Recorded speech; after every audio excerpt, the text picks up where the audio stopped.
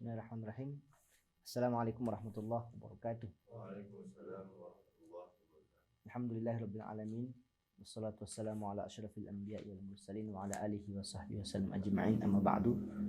Rabbi shrah li sadri wa yassir li amri wa hlul 'uqdatam min lisani yafqahu qawli.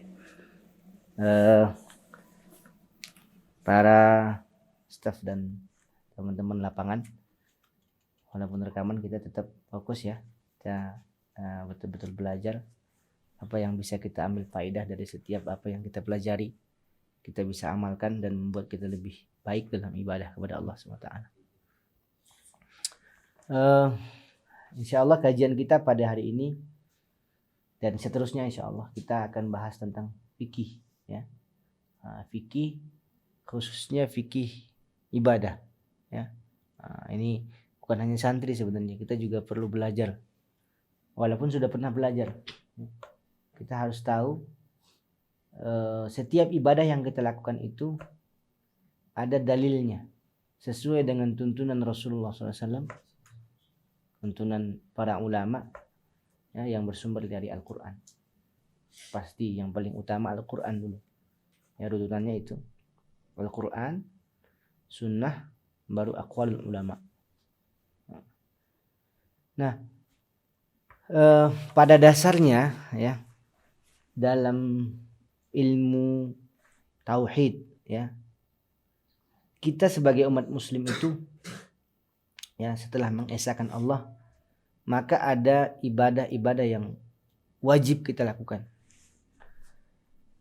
Yang paling gampang adalah rukun Islam ya. Kok bisa ya banyak ibadah di kehidupan kita sehari-hari, sementara rukun Islam itu hanya 5 ya. Ini rukun ini kan sebagai fondasi ya, tidak boleh tidak ada dari setiap muslim ya. Syahadat, ini tauhid ya, asyhadu an la ilaha illallah wa asyhadu anna muhammadar rasulullah. Nah setelah itu baru kemudian masuk kepada ibadah, masuk sholat ya, masuk puasa, zakat, haji. Ini 4 ini pokok dari ibadah kita. Adapun yang lain itu mengelilingi dari sini. Contoh, sholat. Sholat kan tidak hanya belajar tentang sholat saja. Kita harus belajar toharoh. Karena syarat sholat itu adalah suci.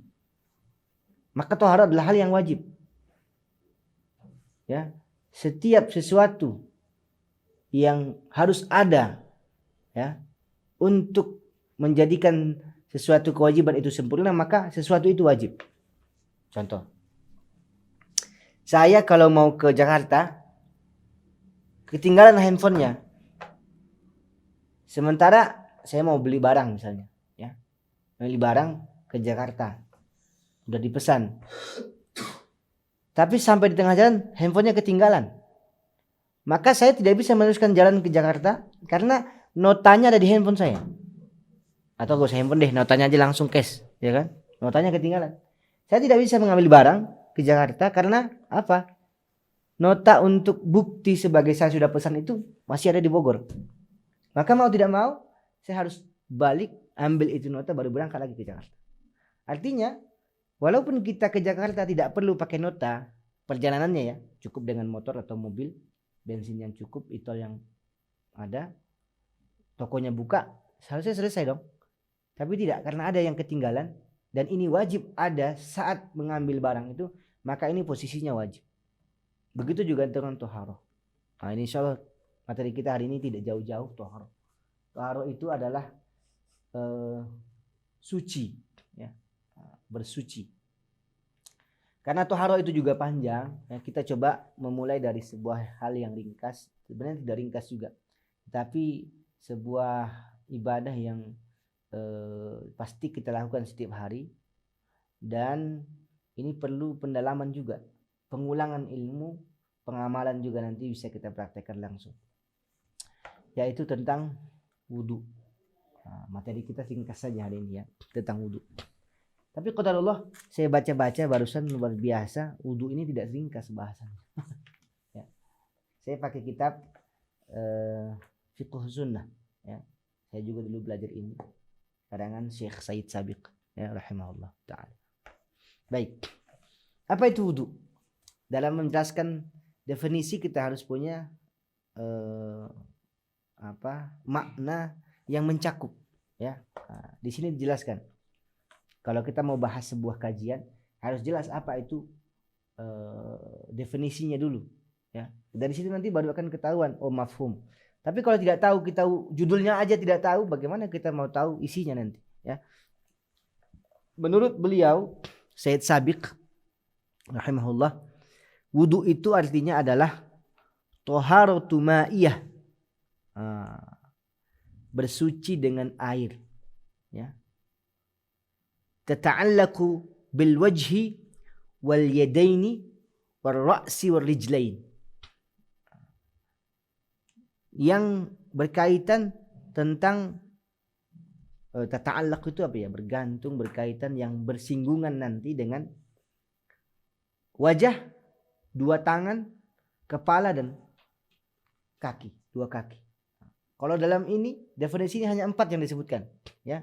Maka 4 ini adalah rukun yang harus dilengkapi dalam wudu ya.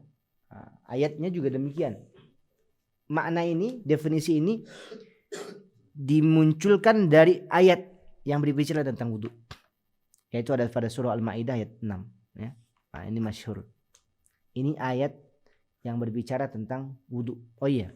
Kenapa disebut dengan toharah ma'iyah? Bersuci dengan air ya. Karena selain dengan air ada cara lain bersuci yang membersihkan hadas ini selain wudu, yaitu tayamum. Tayamum itu tidak pakai air, dia pakainya debu, turab ya, pakai tanah atau debu. Dan caranya juga beda, tidak sama dengan wudu. Jangan kemudian nanti kita ambil tanahnya diusap-usap, iya, kumur-kumur dengan debu ya. Nah, itu tidak benar. Nah, itulah perlunya cara tahu bagaimana kaifiat, cara daripada wudu itu sendiri. Baik, kita mulai dari ayat Al-Quran. A'udzubillahi minasyaitonirrajim. Allah berfirman, ya ayyuhalladzina amanu idza qumtum ilas shalah faghsilu wujuhakum wa aydiyakum ilal marafiq wamsahu bi ru'usikum wa arjulakum ilal ka'bain. Allah berfirman, wahai orang-orang yang beriman, kalau kalian ingin mengerjakan salat, makanya dalil wudu itu yang pertama salat. Karena salat ya, baru nanti kepada yang lain ya. Mau ngaji wudu ya, mau akad paden wudu ya, sunnah kan gitu kan. Mohon maaf nih, mau hubungan suami istri juga sunnahnya wudu. Banyak, walaupun dasarnya itu adalah sholat. Karena di sini eksplisit dijelaskan bahwa wudu itu karena ingin sholat. Idza qumtum ila sholat ya. Kalau kalian ingin sholat. Nah, ini kita tidak bahas secara bahasa ya, kenapa kumtum. Nah, ini juga ada penjelasannya secara tafsir. Kan kumtum itu pakai fi'il madhi. Harusnya idza arada an yakum, idza aradtum an taqum misalnya gitu ya. Tapi Al-Qur'an memakainya pakai kumtum ya. Kita tidak bahas secara bahasa. Tapi ada perintahnya faghsilu wujuhakum. Faghsilu wujuhakum wa aydiyakum ilal marafiq. Maka basuhlah wajah-wajah kalian dan tangan kalian sampai siku. Marafiq, mirfaq, ini mirfaq ya. Nah, tangan ini panjang, yadun itu tangan. Allah tidak bilang wamsahu biaidikum saja ya. Tetapi ada batasannya, ada had. Ada batasannya cuma sampai siku. Nah, jadi enggak usah sampai sini, Pak. Harus buka baju kalau sampai sini ya. Walaupun sunnah dilebihkan sedikit, tapi jangan terlalu berlebihan juga ya. Nah, sampai memudaratkan, apalagi mentafzil pada air ya. Kemudian wamsahu biru'usikum. Nah, ini juga nanti kita bahas kenapa Allah menggunakan kata masaha ya, tidak disamakan tadi dari atofnya ya, wa aidiyakum wa ra'sikum wa arjulakum ya. Wamsahu biru'usikum wa arjulakum. Masya Allah, ini kalau dari sisi bahasa ini kena lagi dia ya. Kenapa disebut wa arjulakum? Kembali atofnya kepada ya, naatnya kepada ayat sebelumnya ya. faghsilu wujuhakum wa arjulakum. Ya. Kalau dia mengikut kepada kalimat biruusikum, harusnya dia wa arjulikum, ya. Nah, tapi tidak. Berarti kata wa arjulakum ini harus mengikut kepada ghasal, membasuh ilal ka'bain, kedua kaki. Oke. Saya tidak langsung tidak banyak berbicara di sini. Saya ingin langsung kepada teknis furud ataupun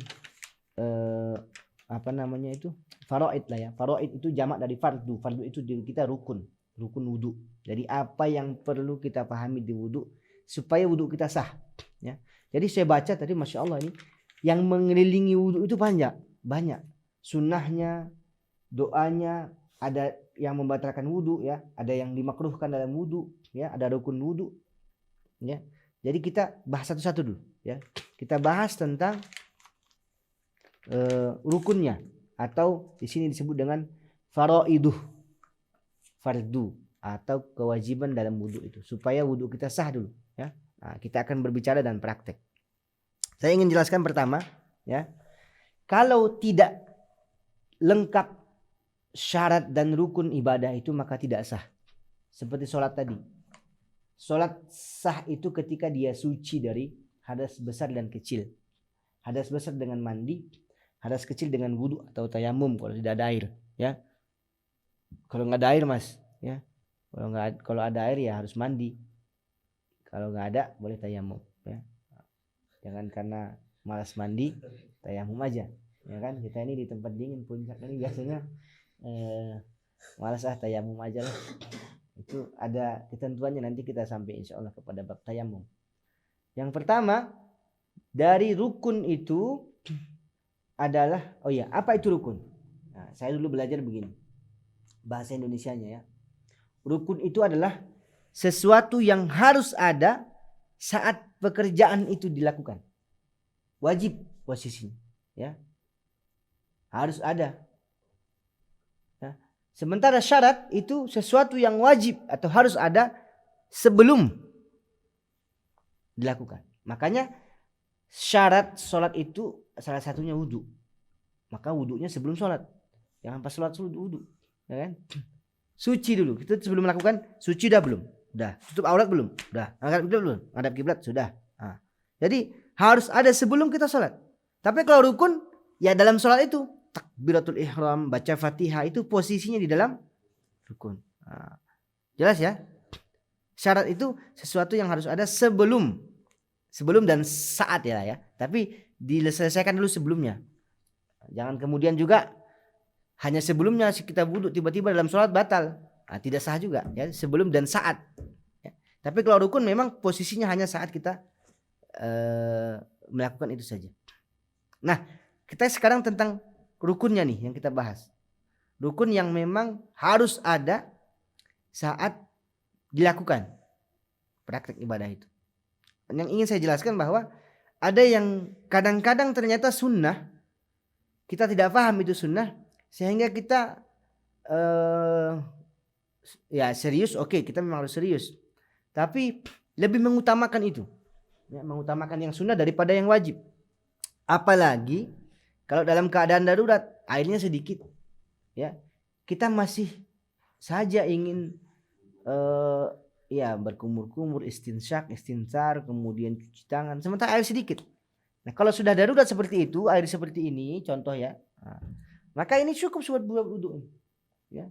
Saya waktu di 212 memang pakai wudu gini airnya, bukan cuma 212, kapan-kapan aja kalau memang lagi darurat, sungai jauh, ya kan, nggak ada masjid, nggak ada air, ya air minum, ya.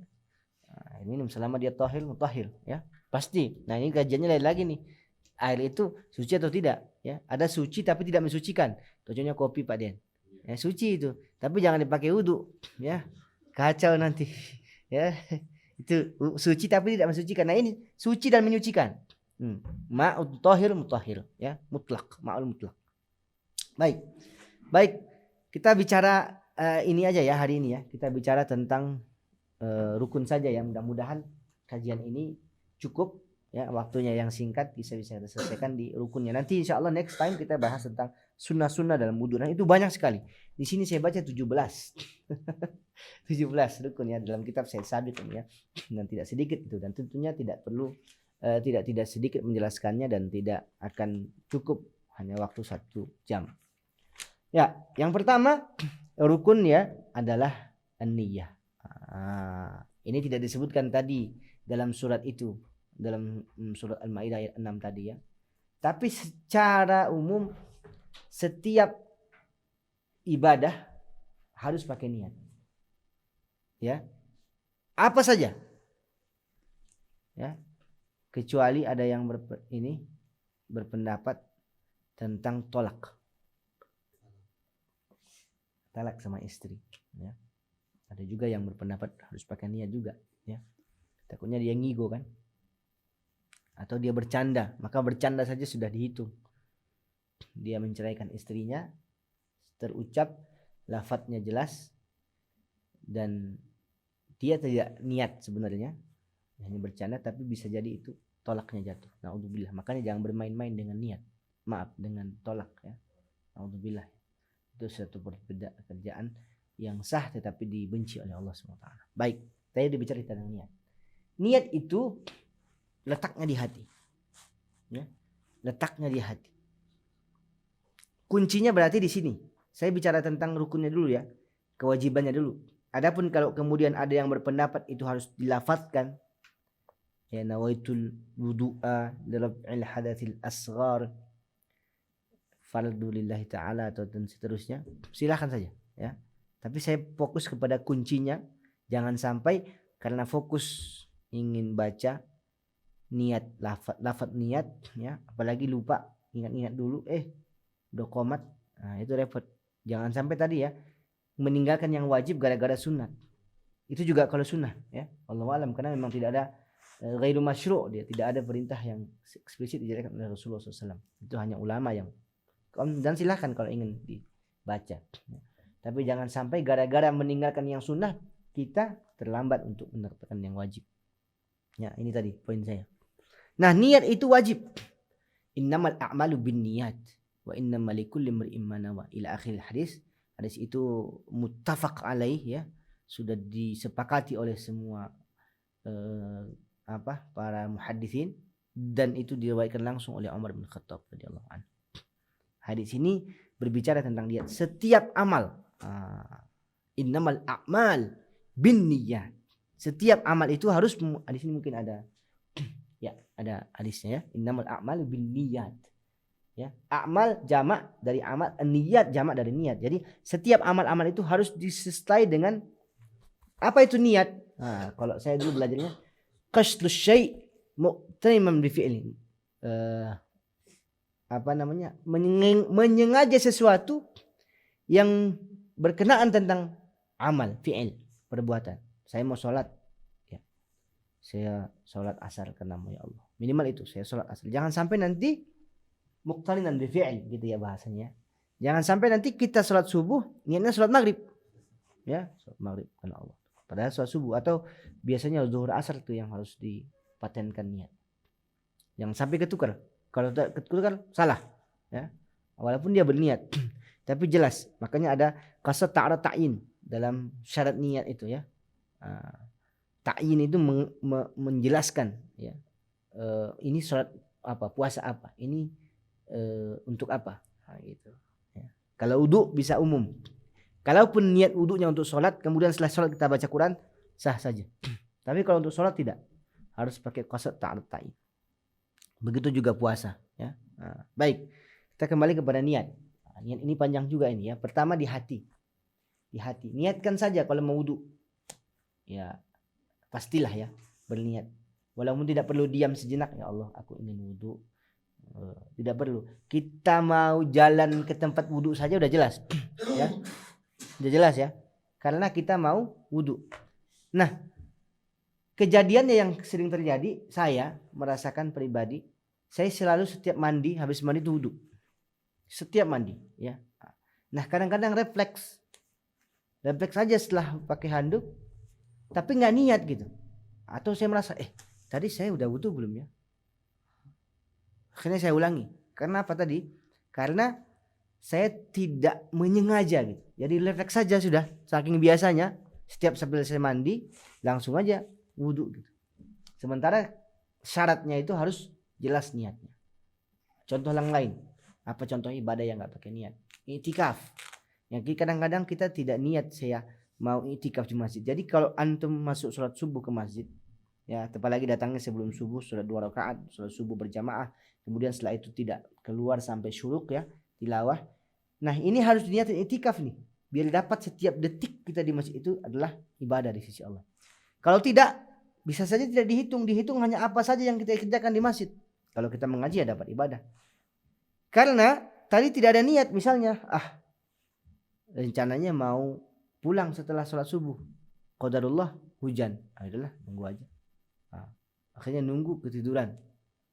Beda ketika kita niat memang dari awal insya Allah saya mau diam di masjid sampai nanti saya keluar syuruk. Walaupun hujan, walaupun ketiduran, posisinya tidur itu dihitung ibadah karena dia dihitung iktikaf. Nah, contoh itu. Contoh lain. Misalnya saya ketiduran dari mulai sebelum subuh, ya sebelum subuh, karena begadang misalnya jaga malam Pak Deden kan. Nah ini Pak Deden pas banget ini posisinya nih apa? Nah, ini secara syariat bisa jadi seperti itu. Tiba-tiba sebelum subuh ketiduran, belum sholat subuh nih, ketiduran terus saking capeknya mungkin belum tidur dari siangnya, bahkan langsung jalan malamnya, bangun setelah maghrib. Benar nggak? Bisa saja kan? Qadarullah, ya. Namanya udah kecapean. Atau mungkin bangun sedikit sih, tapi lagi malas ngantuk lagi tidur lagi. Bangun lagi terjaga sedikit tidur lagi. Nah, jadi sehingga dari mulai subuh fajar sampai terbenam matahari dia tidak makan apa-apa, tidak minum apa-apa. Posisinya puasa dong. Tapi karena tadi dia tidak ada niat untuk puasa, ya, maka itu tidak dihitung puasa. Padahal prakteknya sama. Apa itu puasa? Iya kan? Puasa itu apa? Menahan al-imsak, menahan dari terbit fajar sampai terbenam matahari. Posisinya puasa nggak? Puasa secara perut, secara syar'i teknisnya dia puasa. Tetapi karena dunan niyah, bidunin niyah, adamun niyah, maka ibadahnya tidak dihitung. Jadi niat itu penting. Kecuali Pak Deden, niat puasa lah, siapa tahu nanti saya terbangunnya habis maghrib gitu kan. Itu baru sah. Walaupun terbangunnya ternyata habis zuhur, minum lagi, padahal lupa hari Kamis rupanya kan. Contohnya gitu ya, hari Kamis padahal harusnya puasa juga di pondok. Iya kan? Oke. Baik, balik kepada niat. Ini tidak perlu panjang lebar tentang niat ya. Nanti kita bicara tentang praktiknya yang panjang lebar insyaallah. Niat itu pokoknya di hati, niat. Nah, ini kita bicara tentang niat wudu ya, jangan baca niat sholat nanti panjang lagi ceritanya. Ya, niat wudu aja. Pokoknya kita ke kamar mandi itu memang mau wudu. Dah, itu sudah termasuk tuh niat. Berarti ada hati, ada amal hati atau kerja hati, aktivitas hati kita memang mau wudu ya. Apalagi kalau kita diam sejenak, ya Allah, ini wudu karena ya Allah. Gugurkan dosa-dosaku dari tangan, muka dan seluruh anggota wudu. Itu apalagi kalau itu udah lebih jelas lagi menyengajanya ya. Kalau tidak pun minimal kita ke tempat wudu depan keran, bismillah. Bismillah juga bagian dari sunnah, nanti kita jelaskan. Lanjut. Itu rukun yang pertama. Rukun yang kedua adalah ghaslul wajhi. Di sini disebutkan marlatan wahidah. Jadi wajibnya dulu yang dibahas ya, satu kali saja. Jadi syarat rukun dari wudu itu adalah membasuh muka sekali saja. Karena kita bahas rukun ya, kalau 3 kali sunnah. Nanti bahas tentang sunnah nanti di bab sunnah. Nah, ini perlu dipahami. Kita pahami ayatnya ya. Faghsilu wujuhakum. Ada bedanya dengan wamsahu biru'usikum. Faghsilu itu posisinya adalah ya, membasuh. Ya, membasuh itu berarti ada air yang dialirkan. Dengan posisi airnya sedikit banyak. Tampung, siramkan ke muka. Ya. Beda dengan mengusap. Mengusap yang penting tangan kita basah aja. Nah, contohnya ada kotoran ini diusap. Nah, tangan kita basah diusap cukup. Ya, itu nanti posisinya di kepala saja. Ya, lepas dan telinga. Nah, kalau untuk ghuslul wajhi, kemudian dua tangan al-yadain dan dua kaki, ini harus disiram. Dialirkan air.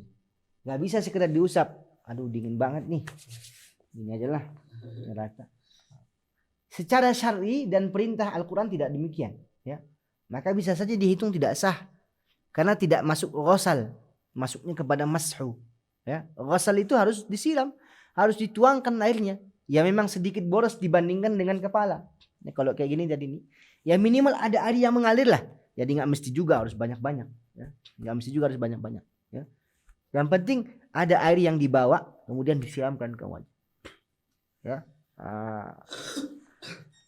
Kemudian di sini ada, di sini tidak ada ini ya, batasannya ya.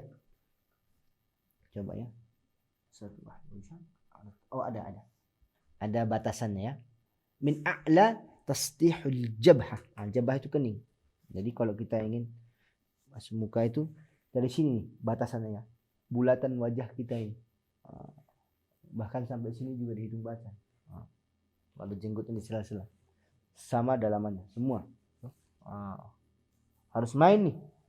Kalau apalagi kalau cuma sekali ya, harus rata ya. Bawa airnya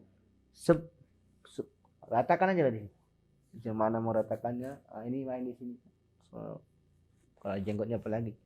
Hanya sebelum cara sunnah ya, nanti sebelum wudu itu jenggotnya di sela-sela dulu afdolnya.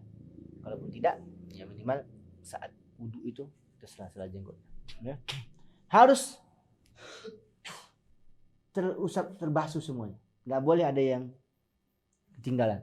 Misalnya ada koyok di sini, koyok cabai, ya kan? Ansaplas atau apa namanya itu?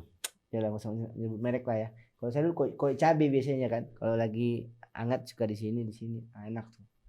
Itu cabut dulu ya. Bahkan kalau ada getah, makanya sunnahnya sebelum wudu itu cuci tangan, ya, kemudian cuci wajah sama kaki. Sebelum disiram, sebelum masuk wudunya. Itu kalau airnya lagi banyak ya. Nah, kalau lagi kita di posisi yang darurat air ya secukupnya saja. Jelas ya? Mata di batasannya sini nih. Kalau di sini disebutkan min a'la tasdih jabhah, dari yang paling tinggi posisi dari kening gitu. Sini. Kemudian ila asfalil lihyaini taulan. Maksudnya sampai batas paling bawah jenggot kita. Kalau di jenggotnya, kalau enggak dagu, ya. Min syahmatil udhun. Nah, lihat.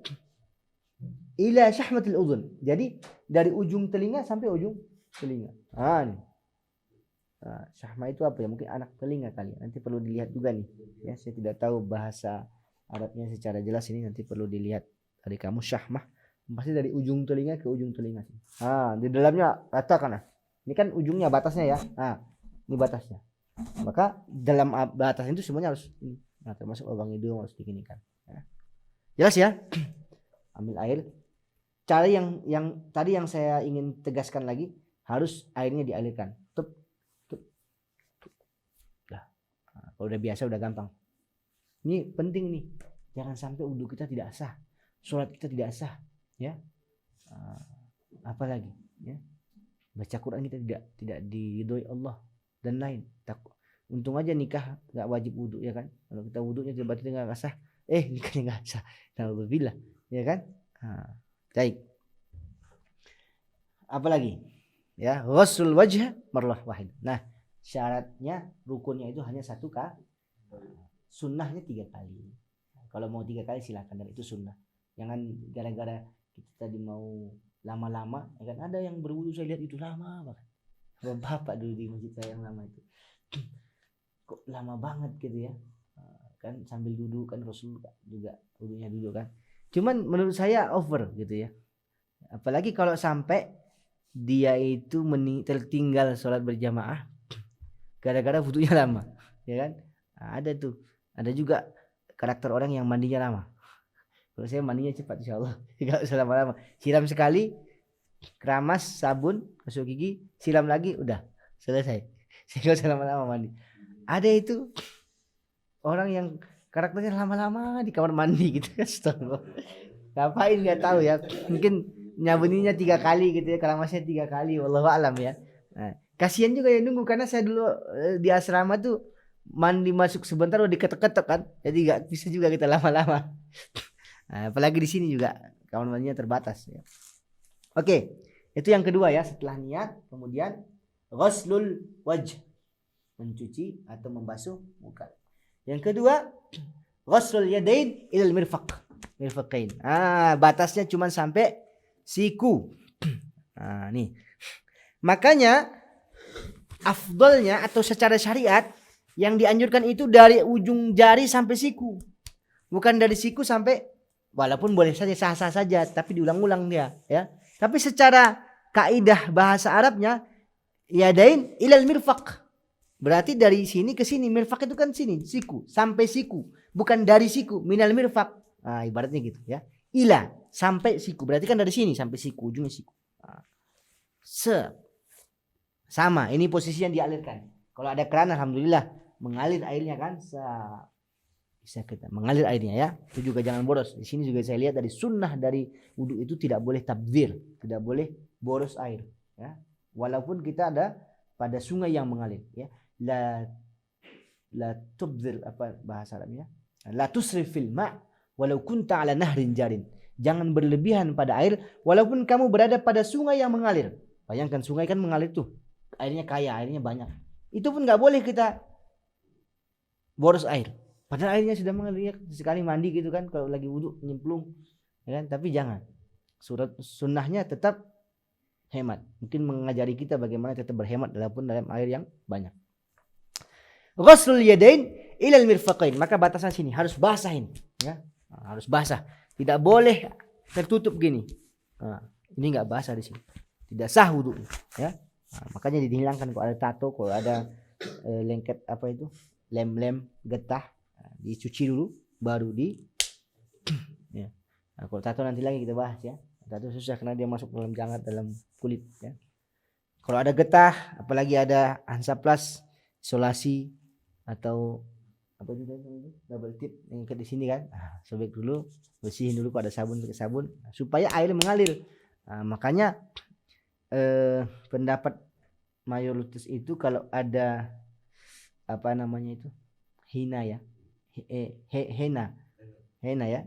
Hena itu dia menyerap, jadi tidak menghalangi wudhu. Ada hena yang modelnya ditempelin tuh, yang dia tidak masuk ke kuku, tidak masuk ke jangat, dia cuma di atas saja ya. Apalagi sampai ke sini hina-hinanya orang nikah itu ya kan. Ada kan yang modelnya timbul gitu, model timbul tuh kayak apa ya, tintanya timbul. Kalau dia nyerap ke kulit, it's okay ya. Kayak hinai ya, inai. Kalau tempat saya ada daun inai itu, jadi diulek-ulek itu yang ditempelin nanti merah ya kan. Yang nikah udah tahu lah ya, udah pernah kayak inai ya kan. Tinggal Mas Iqbal yang belum pakai inai, Mas Iqbal doang nih belum pernah pakai inai. Sama Rifal ya. Ya. Iya pacar, ada juga pacar. Bukan pacaran ya, Pak Den ya. Pacar ya. Oke. Nah, ini harus basah semua. Afdal memang dilebihin sedikit. Afdalnya bukan karena apa? Bukan karena ya ada juga yang menyebutkan wallahu alam itu dalilnya apa? Ada dalil hadis atau tidak? Nanti akan jadi saksi katanya di akhirat kalau ada sisa air yang lebih ya. Tapi jangan terlalu berlebihan juga sampai sini gitu kan. Basah. Sampai sini. Cemplungin airnya kalau di Aceh ya rata-rata masih pakai air yang dalam bak ya, bak itu 2 kulah. Nah, itu pada nyemplungin itu rata-rata. Jadi di Aceh itu ada hampir semua masjid dan madrasah ya, apa namanya, menasah namanya di sana, musola ya, musola ada kerannya tapi ada juga bak, dan rata-rata di situ karena sesuai sunnah ya. Jadi kalau ingin ditanya mana yang lebih afdal, Rasul dulu tidak begitu, tidak pakai keran, nggak ada zaman dulu keran, ya ada air atau pakai bejana ya. Kalau Umar bin Khattab itu dalam hadisnya dia pakai bejana yang modelnya gini ya, dituangkan kayak keran juga, tapi dia airnya tidak sampai 2 kula. Baik, apa tadi yang saya sampaikan? Tangan ya, lebihkan sedikit. Alasannya, oke lah sebagai saksi. Yang kedua memang menjaga, khawatir sampai kalau kita pas-pasan, ada segitu yang tidak terbasuh, maka tidak sah. Tidak sah wudunya, tidak sah sholatnya, tidak sah pekerjaan yang lain, tidak sah hajinya, ya, tidak sah dan lain-lain. Nah, itu juga wajib. Baik, yang ketiga, keempat ya. Yang pertama niat, yang kedua ghuslul wajhi, udah mau habis waktu kita. Yang ketiga yadain, yang keempat mashur ra'si. Ini yang saya sebut tadi ya. Kenapa Allah menyebutnya dengan masha? Ya, mashu ya. Masaha yamsahu itu mengusap. Ya. Masahal khuf, Rasul masahal khuf itu mengusap kaki khufnya ya. Masya Allah, khuf itu yang di bawah bukan bawah ya, tapaknya tapi atasnya. Nah, masaha itu hanya mengusap, tentu dengan tetap pakai air, karena tadi kan judulnya kan toharatu ma'iyah ya, bersuci dengan air. Jadi bukan debu. Mentang-mentang mengusap, tangannya keringin dulu kan, baru kemudian diusap kepalanya ya. Tetapi tidak tetap dengan air, cuma cukup dengan mashu. Maknahu isabatu bil bulul. Basah. Mengusapnya dengan basah saja. Kemudian kita bicara tentang batasan air, batasan kepala. Ini ya. Lihat. Kalau dari sisi bahasanya di sini itu di Al-Qur'an itu ini banyak perdebatan. Maaf, bahasanya bukan perdebatan. Banyak pembahasan ulama tentang huruf ba di sini. Biruusikum wamsahu biruusikum ya. Yang pertama yang menyebutkan ba di situ lil istighraq, lil jami' li kulli ra's. Maka semua kepala harus basah. Ya, semua kepala. Mana yang antum anggap kepala ya harus basah. Itu satu pendapat. Dengan kata ba di situ ada yang berpendapat dari ulama yang lain, termasuk kita Syafi'iyah. Ba di situ adalah litab'id, ba'dun, untuk sebagian saja. Maka kalau ada sebagian, namanya sebagian jadi tidak ada ukurannya, sedikit saja, maka sahlah sudah wudunya, sedikit saja ya. Ada yang litab'id ma'at tahdid, ada yang bighairi tahdid. Ma'at tahdid itu apa? Dijelaskan walaupun sedikit posisinya di mana. Posisi ma'at tahdid itu dia di ubun-ubun di sini, kepala ya. Dan ya ingat ya, yang dibasuh itu kepala, bukan rambut. Nah, di sini disebutkan apa? Mashur ra'si. Ra'su itu kepala. Karena ada juga teman kita yang nggak pakai rambut, ya kan? Dia gimana wudunya coba? Nyari rambut apa yang mau dibasuhnya kan? Iya. Artinya tidak boleh juga rambut. Kepalanya nggak kena, nggak boleh juga, iya kan?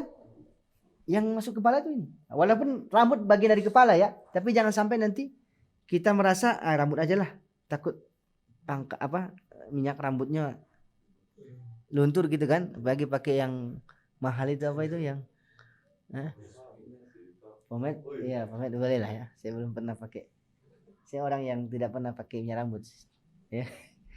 Sampoan aja lah, pernah pakai minyak rambut. Nah, jangan sampai gara-gara itu, apalagi ibu-ibu ya kan, ibu kan susah tuh. Nah, ibu-ibu memang kalau posisinya tidak di tempat wudu wanita, dia nggak mungkin lepas jilbab. Ya kan? Kalau di tempat wanita ya tertutup, silakan ya, dia bisa raus. Jadi afdolnya teman-teman, afdolnya memang seluruh kepala. Ini terlepas dari khilaf.